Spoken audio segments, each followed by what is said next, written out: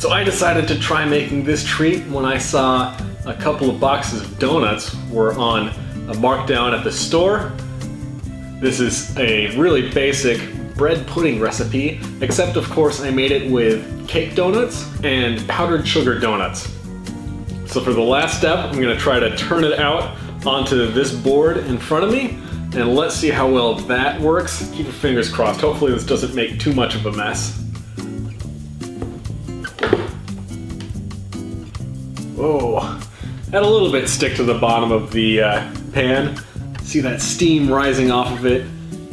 It's been out of the oven for a little while to set, but it's still nice and warm, nice and hot. Perfect temperature for bread pudding. I think it was not quite set in the middle. Maybe I should have cooked it at a lower temperature for a little bit longer, but it still looks absolutely delicious. So I'm gonna take a bite of this and tell you guys what I think. All right, let's try.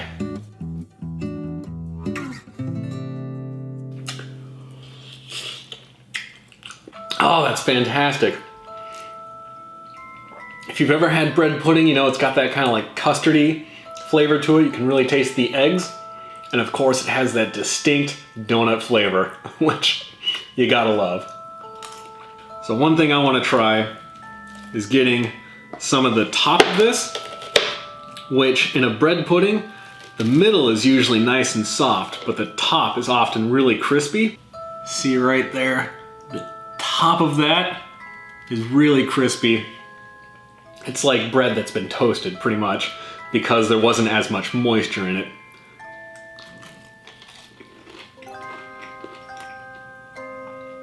Wow, nice. A nice little crunch to it. Again, really sweet, really tasty.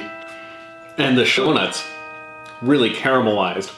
So it gives it a bit of an extra layer of flavoring on top of like regular bread pudding. I'm gonna keep on eating this. You can tell the different like types of donuts that were used. Some bits have a little bit of powdered sugar on them. If I was gonna do this again, I might not soak the donuts for quite as long. They absorbed the milk a lot more quickly than I thought they would. So when I poured them in, they kind of fell apart. Poured them into the pan, they kind of fell apart. And I feel like the bottom is just a little bit too homogeneous. Like you can't tell the distinct pieces between them. So I've got a little bit of honey. I'm gonna see if that improves the flavor at all. It's already quite sweet. But I know things like honey and maple syrup are really great on bread pudding. Since bread pudding is basically like a baked French toast.